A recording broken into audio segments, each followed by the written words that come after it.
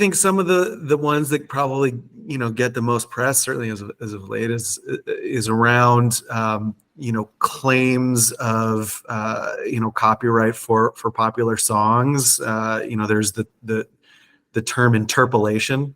I don't know if maybe you can explain that one, and it's just, and maybe touch on as well. It's from an outsider looking in, it seems like such a challenging subjective thing to determine whether an artist lifted or sampled or interpolated or whatever. So maybe talk about that a bit, if you don't mind. Sure. And I will say that on our website, if you go to copyright.gov/music-modernization, you'll see a link, and it's to educational materials. We have a handout that addresses all of this, but I'll give you the high level views. There's a lot of confusion about what people can and can't do with music. And there's even a lot of confusion about the language associated with it.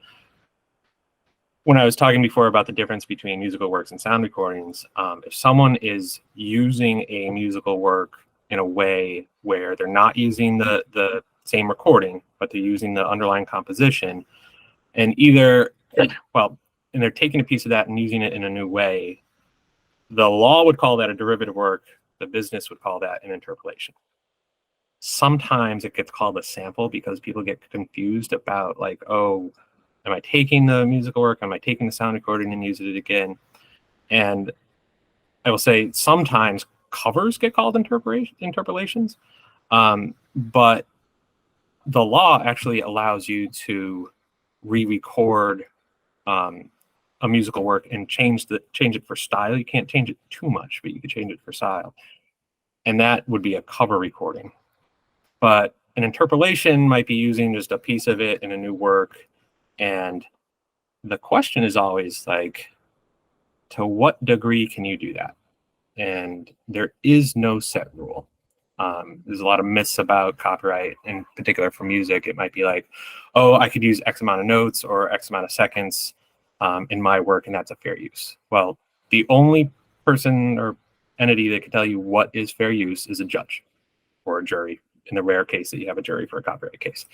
And that's challenging for people because it is nothing new that people, not just in music, but rely on fair use to make new creations. Everybody's standing on the shoulders of giants, whether they're being educated by I really like how this kind of played out, I want to create something like that, versus I'm going to take a little piece of that, but I think that little piece should be enough, and not going to affect the market for the original work, and that's okay. So it happens all the time. Maybe some creators are more or less litigious about it, but if you ever talk to a lawyer, they'll usually tell you something akin to, if you're going to take for somebody else's work, you could try to get permission. And that's my legal advice, right? But the business advice may be something else, right? The business advice may be, I don't know, and you can try to ask for forgiveness. And that's always a risk. But the world that I operate in is very strictly by the book legal. Here's what you should say. This is if you're using an amount of somebody else's work, you should get permission. You should license it. But yeah, it's a